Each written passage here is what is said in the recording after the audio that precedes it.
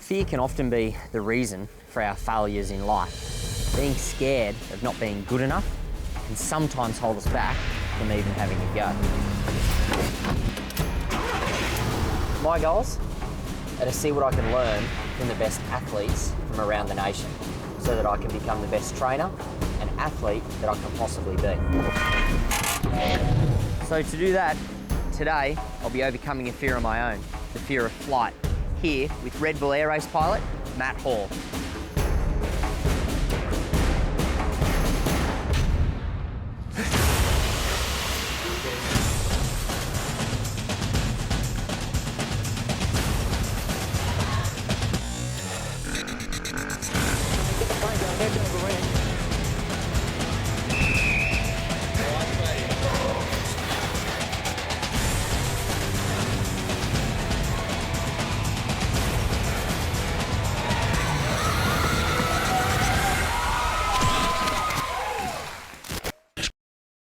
A sport by its definition is known as an activity involving physical exertion and skill. The ratio between the two can vary widely, with some sports demanding a high level of physicality and others requiring much more skill. But in any sport, there's a demand for elite physical conditioning, even in motorsports. Matt Hall is a third-generation pilot from Newcastle, Australia, and a former RAF Top Gun. Throughout his prestigious military career, Matt has logged over 1,500 FA-18 Hornet hours and received almost as many honours, including the 1997 Fighter Pilot of the Year award. In November 2007, Hall was offered the chance to participate in a series of training camps for the Red Bull Air Race, an event in which competitors have to navigate a challenging obstacle course in the fastest time possible. Pilots fly individually against the clock and have to complete tight turns through a slalom course consisting of pylons known as air gates.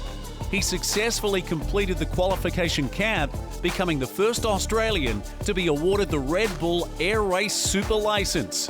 And in 2009, he joined the championship circuit.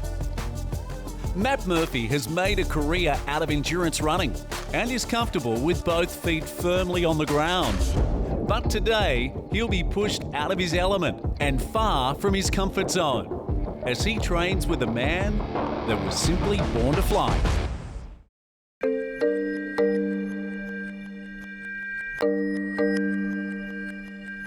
My job with Iron Edge requires me to fly at least once a week. I'm not necessarily sure if it's a fear of flight, but it's definitely a fear of not being in control. But flying is part of my job, and as unpleasant as the claustrophobic environment is, you learn to deal with it and you don't let it get the better of you.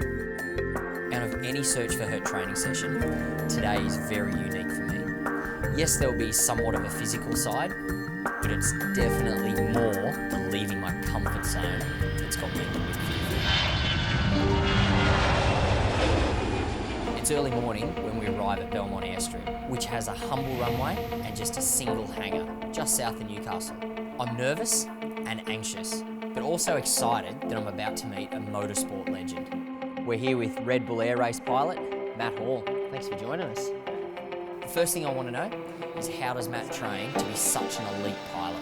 It wasn't until I started training for both the qualifying and then subsequently into racing that I realised I had no idea what fitness was. Basically then sat down and wrote a plan of what do I need for my sport, and what do I need to avoid injury. What we had to concentrate on really was core strength, that there are a lot of forces both vertically on your body, but also lateral forces as you're rolling and changing direction. So I had to work on my shoulder so that it is very stable while I'm flying the aircraft. And then we had to work a lot on my thighs and calves, because that's what stops me passing out when I'm flying. We ended up designing some fairly good programs to work on those three items. So you touched on there for a second, and this is probably a big one for me, about you had to work on quads and calves to stop yourself passing out. So what it is, under G-force, so if you're up for it, we'll go to 8G today when we fly. In racing, we'll go to 10G. We used to race to 12G, and I've been to 14G in my aircraft. The average person passes out at 4G. The reason people pass out is because under G, your blood being a fluid just drains down into your feet, and your feet and legs get really big, and your brain gets really small, and off you go. So the objective is to keep the oxygenated blood up in your heart, so your heart can then force that up into your brain. It's when we do an isometric contraction and then squeeze your thighs and your glutes, you reduce the capacity for blood to pool, and it keeps the blood up in this area here. You've got to think of all of this as trying to do a certain manoeuvre. Exactly, so it's a learned activity. It has to be a natural item for us, because when we're flying at 30 to 40 feet at 10G in a racetrack, we don't want to be concentrating on, okay, now I've got to stay conscious, and it has to be a natural manoeuvre we do. Yeah, you're right, mate. When we come back, Matt Hall shares his punishing fitness regime before taking Matt Murphy on the ride of his life.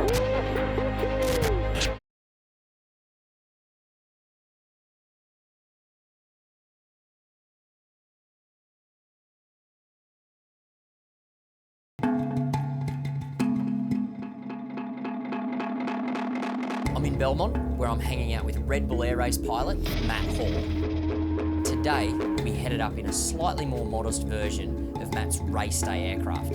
This aircraft is still capable of pulling up to 400 kilometres an hour and just a nudge over 8 Gs. But I'm unsure as to what physical training a pilot like this needs to do to withstand the forces of such a powerful aircraft. Well, I've really got no idea what to expect, so I'll let you take the lead and you can take us through what it takes to do what you do. Sounds good. So in general, I've got a personal trainer, and we have different phases throughout the year, like any athlete. So at the end of the season, we go for a bit of a bulk up to really improve the core and the baseline strength. We'll then do a tear down, leading towards the competition to strip down the weight again. And right now we're in what is the maintenance phase. The maintenance phase of Matt's preparation is more when he's leading into events. The whole idea behind this is to keep him active, but also injury-free. Utilising low weight and high repetition work, just like Tabata, is ideal for this phase. The first exercise is chest press, using 7 kilogram dumbbells on a Swiss ball. The reason for that is really just having the pecs good, because it's a part of this process that I'm doing here. After a quick demo, I jump onto the ball for the first set of 3 45-second rounds. So no bouncing. No bouncing, so holding yourself really still, touching together and coming out nice and wide. You can't really just smash them out because you bounce. Exactly. Immediately I realise how tight I need to stay through the core and through the posterior chain to eliminate any bouncing through the ball, so that I can stay in complete control. 5 seconds there, and we'll hold it then at the stop. So stop there. Stop here, yep. And now wait 15 seconds. Keeping the glute squeezed. Keeping the glute squeezed, Oh. so you stay there for 15 seconds. I'm surprised that after my first round of 45 seconds, my glutes are giving me more grief than my chest. Rather than the upper body, it would probably be more my glutes, which are on fire. So there's 2. With the chest exercise done, we move on to the next 3 rounds of 45 seconds of squats and sit-ups to strengthen the legs and the core. The stronger that we are in these muscle groups, the easier it is to fight off the G forces when it comes to race day. We move on to bicep curls, which we execute from the flying position, which simulates our position in the cockpit. How's my flying position? Flying position's good, and you can feel that bounce already, like it's a slight bounce, but it's generally good form there. We move into our last set of curls, and by now, I'm really starting to hurt. You could say curls aren't one of my stronger exercises. So yeah, you can see those arms are starting to hurt now, especially the left one looks like it's not coming all the way down. That's it, straight down. Thanks, coach. 3. You're killing me. There's 45. Well done, man. Mate, Good news is we've got a 30-second break before we hit the next one. It's just the little things, you know. It might not be, let's say, ball-tearingly hard, you know, cardio, smash your head against a wall, but it's those little things that, the tiny little things that what makes... Exactly, it's the control and the finesse, and then just keeping on going. On to the last exercise, and it seems like Matt has left the most painful exercise until last. For me personally, this is the one that hurts the most. This is an exercise where I get through the first session going, well, that hurt, and then it just goes exponential. It just gets worse and worse. So Matt gives me another quick demo, and I begin the tricep extensions. Just like with the chest press, I immediately start to feel it in the secondary muscle groups, right up in the middle to upper back. 1, done. Okay, so 15-second break. You gonna make it through, you reckon? Oh, I'll make it. Going straight into the tricep extensions gives me very little time to recover it all from the bicep curls. And the reason I do these high rep with light-ish weights, but high rep so it hurts, is because I've got to get my body trained to be locked in place for that 1 minute window when I race. I'm hurting now, Matt. My core, back and arms are absolutely suffering from that sharp, sadistic pain that is that high rep, low weight monster. You do one more. 1 second. Good to go. Nice job, man. Nice job. That hurts. They're That's where hard. you now got to shake it out. So that's the physical training side, the maintenance side. We now get onto the performance side. So what we'll do is we'll go and show you how I prepare mentally for jumping in the plane for the final piece of the puzzle in the air. After the break, Matt Hall reveals his pre-race mental preparation, and Matt Murphy feels the nerves before taking to the skies.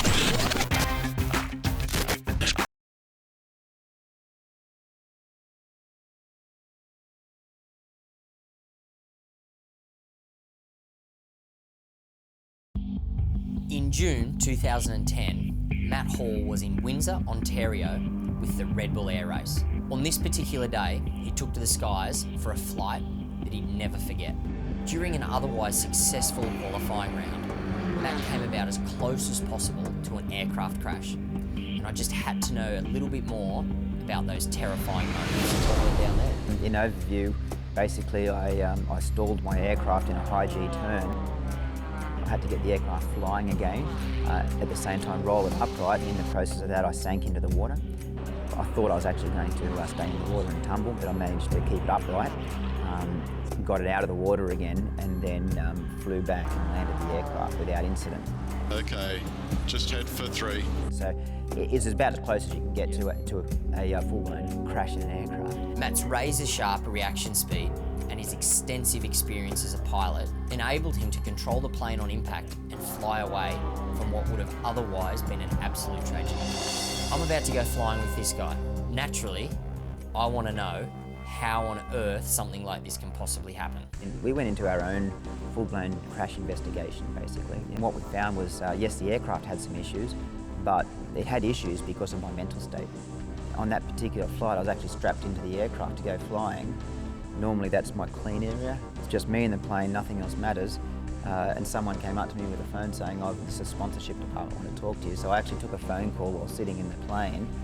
And I remember taking off, being pissed off, going, when I land, I'm going to tear someone's out because they shouldn't have talked to me before but I was the one that took the call. I could have said no.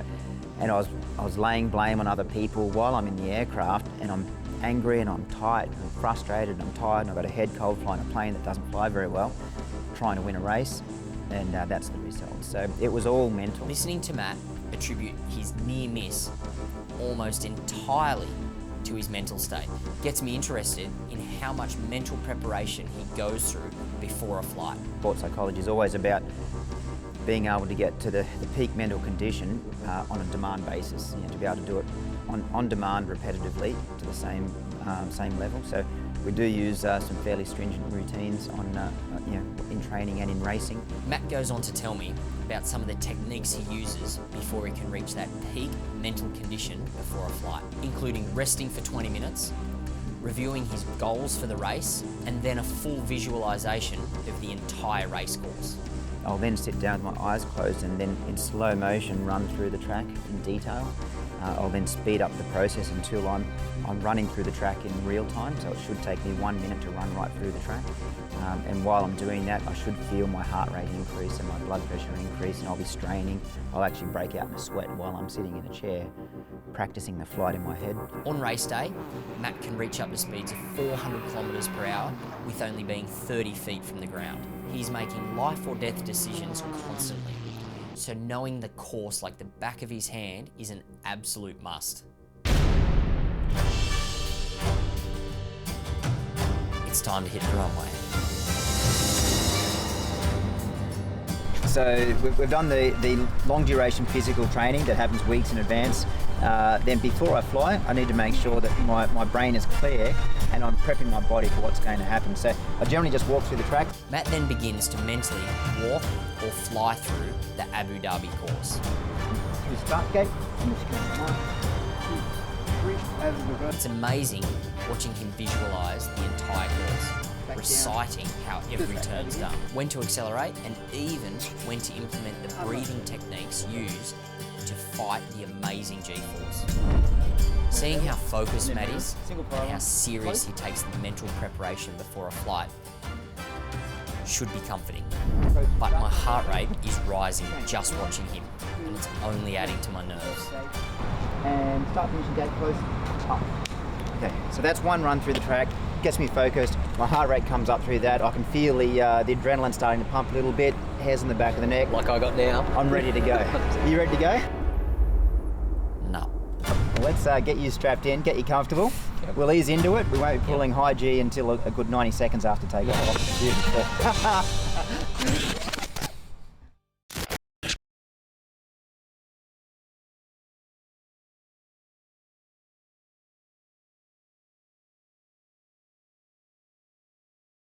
It's been an insightful day learning what it takes to be a Red Bull Air Race pilot. Matt has dished out the physical anguish. Now it's time to suit up and take to the skies. Wish me luck. Matt straps me in and goes over a few safety procedures, not forgetting the most crucial piece of equipment for a nervous flyer like in the next 60 seconds. At this point, I have so many things running through my mind. I'm just trying to stay calm. Canopy down, you're clear. Fist pump on, clear. Good start. Let's get taxiing. It's a sport where you put quite a bit of faith in your team, huh? Exactly, I can die if the team doesn't do their job right. Yep. We taxi down the runway and the suspense is killing me. Airborne, okay, so you're feeling good? Yeah, no, we're going to do it. All right, so here we go. This is going to be what it's like to launch 300 horsepower in a very light piece of equipment in what is really, one of the most manoeuvrable pieces of machinery that carries human beings. Are you ready to go? I'm ready. Let's do it. Within seconds, we are absolutely hauling. Okay, so there's 100 kilometres an hour already. My adrenaline is through the roof. Oh, man. There's 200 kilometres an hour. There's 120 on the heart rate monitor. There's...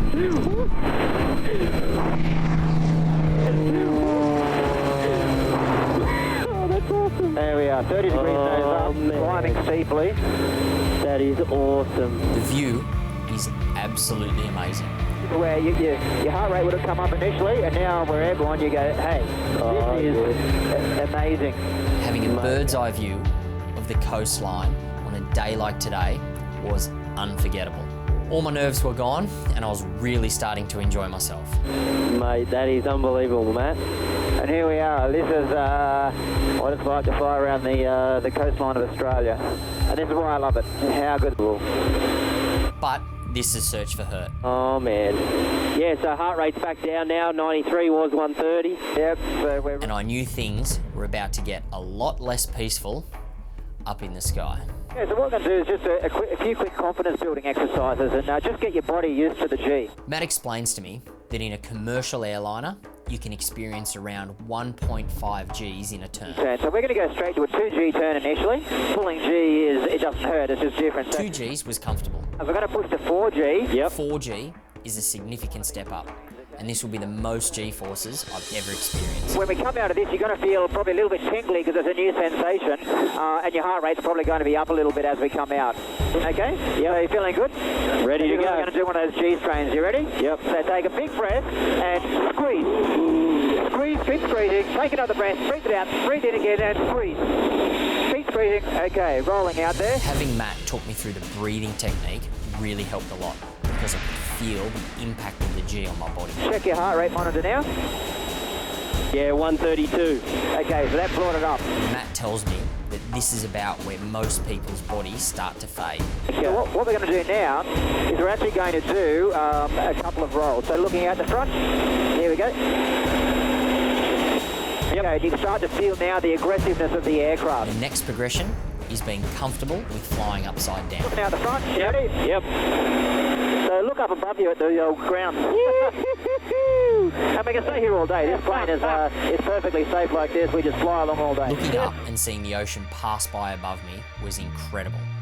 It was a surreal experience. That's unreal. And now your body should have reacted to that. But that calm state didn't last long. So what we're going to do now is we're going to get into the air race simulation. I'm getting the feeling that things are going to escalate pretty quickly from here. We're going to do the track that I just simulated. Okay, yep. This is the Abu Dhabi track. So here we come here. And we're through the start gate, over here. We're chicane, 1, 2, 3.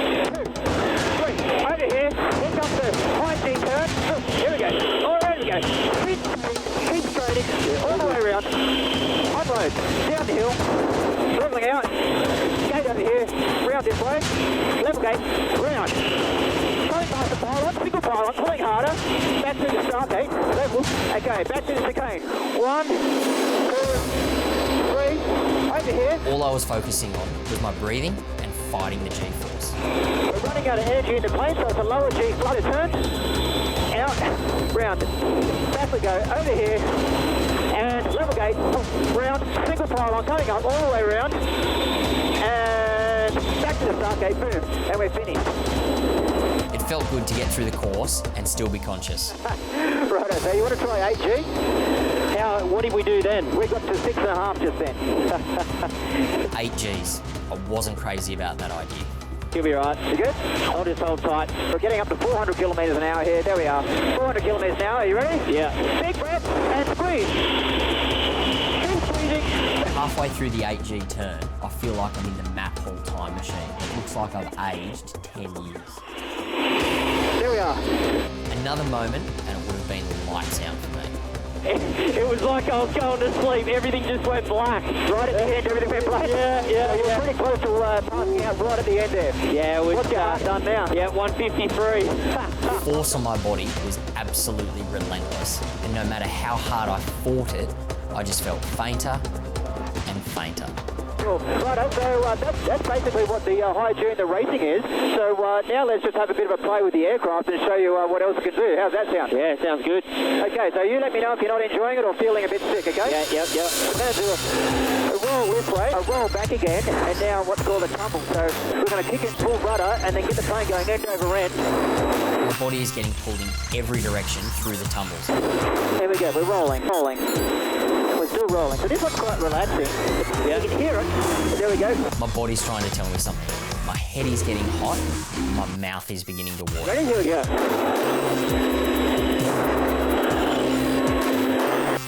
I think I've had enough. Yeah, it'll take a while for your eyeballs to catch up. Yeah, just give me a sec. It's time to get the spew bag ready. Big deep breaths and you'll be right. My body's just endured forces that I'm not conditioned for and that are completely unnatural.